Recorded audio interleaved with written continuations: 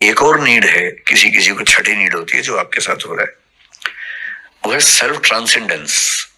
Self transcendence का मतलब है अपने आप से मुक्त होना, अपने से परे जाना, जिसको हम अध्यात्म कह देते हैं। और अध्यात्म का बहुत ध्यान रखना है, स्पिरिचुअलिज्म और अध्यात्म एक बात नहीं है, बहुत बड़ी गलतफहमी है। स्पिरिचुअलिज्म शब्द वेस्ट का है, स्पिरिट से आ रहा है, और स्पिरिट क्या है? क्रिश्चियनिटी में ट्रिनिटी है, God the father, God the son and the spirit, holy spirit.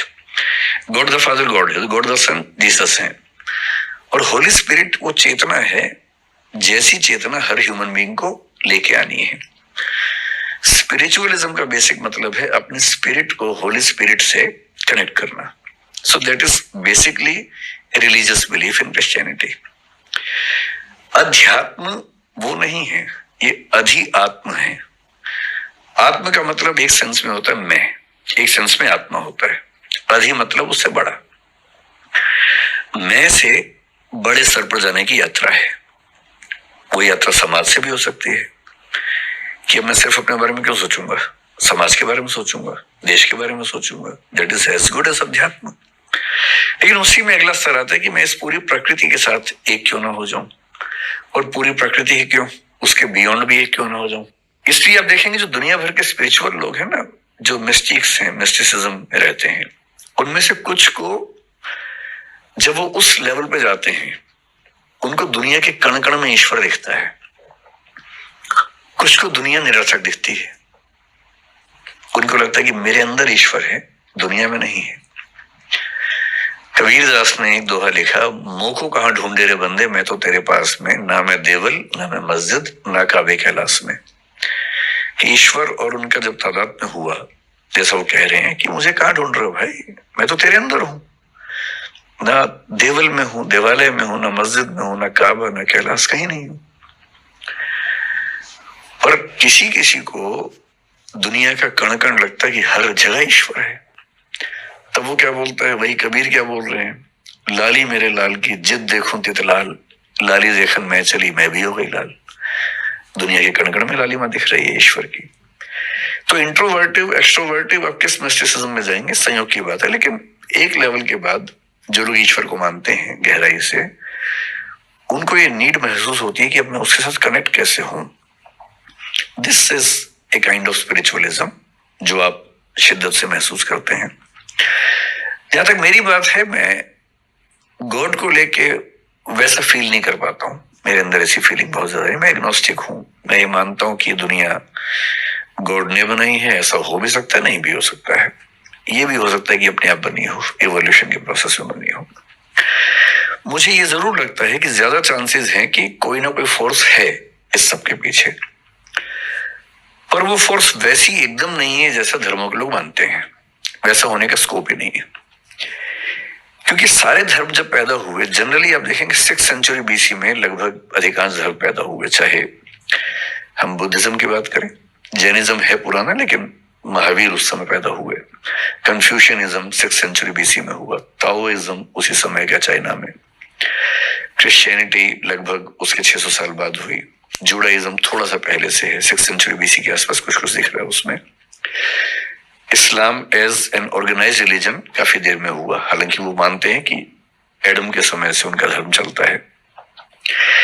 धर्मों का विकास, ह्यूमन बीइंग का जो कॉग्निटिव डेवलपमेंट है, जब हम पहली बार सोचने लगे, हम तो मतलब कई अरब साल का प्रोसेस है एवोल्यूशन का, लगभग 1400 करोड़ साल के आसपास का प्रोसेस है, जिसमें पहली बार सोचने वाली स्पीशीज जो बनी हमारी, सोचने का प्रोसेस 70,000 साल पहले शुरू हुआ है।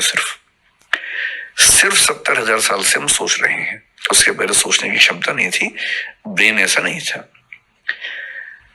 पिछले 2,500 साल से फिलोसफी चल रही है, यानी सोचने के भी शुरुआती 67,500 साल में फिलोसफी नहीं है। जब पेट भरने लगा, नियोलिथिक रिवॉल्यूशन हुआ, खेती होने लगी, सेटलमेंट्स होने लगी, तो कई लोगों को पहली बार भरपूर सोचने का मौका मिला। तब उन्होंने सोचा कि ये सब कैसे बना होगा, इमेजिन किया कि ईश्वर ने बनाया होगा। लंबे समय के बाद इमेजिन किया। इंटरेस्टिंग है कि भारतीय परंपरा में विष्णु के 10 अवतारों में पहला मत्स्य अवतार है, मछली का, पानी के अंदर। एवोल्यूशनिज्म कह रहे कि पानी से ही शुरुआत हुई। पश्चिम में 6th सेंचुरी बीसी में पहला फिलोसफर पैदा हुआ है, थेल्स नाम का, थेलीज बोलते हैं उसको कुछ लोग। वो क्या बोल रहा है कि दुनिया पानी से बनी है। ह्यूलिज्म बोलते हैं कि दुनिया पानी से बनी है। मैं जो कहना चाह रहा हूं कि सारी फिलोसफीज बहुत ज्यादा प्रभावित हैं इस संसार के अनुभवों से, जबकि सच ये है कि पूरे यूनिवर्स में, अगर मैं इस पूरी दीवार को यूनिवर्स मान लूं, तो जो हमारा पृथ्वी जो हमारी है ना, वो क्या मैं कहूं, एक मच्छर को भी 100 से डिवाइड कर देंगे उतना हिस्सा बनेगा। इतनी छोटी पृथ्वी के कुछ हजार साल के अनुभवों से हमने थियरीज बना ली हैं बड़ी बड़ी, कि भगवान, अल्लाह, गॉड। और अब देखेंगे बाइबल में, क्रिश्चियनिटी में ये माना गया कि ईश्वर ने पृथ्वी बनाई, एडम के लिए बनाई। और बाइबल ये मानती है कि पृथ्वी केंद्र में है, सूर्य चक्कर काट रहा है। अब साबित हो गया, कोपरनिकस ने साबित कर दिया कि नहीं, सूर्य केंद्र में है, पृथ्वी चक्कर काट रही है। तो जिन जमीनों पर सारे धर्म खड़े हुए हैं, वो जमीनें बहुत कमजोर हैं, भुरभुरी हैं, क्योंकि वो केवल ह्यूमन बींग्स के एक्सपीरियंस के बेस पे बनाए गए। और इस ब्रह्मांड में हमारी दुनिया मतलब एक मच्छर का भी 100वां हिस्सा, 1000वां हिस्सा है।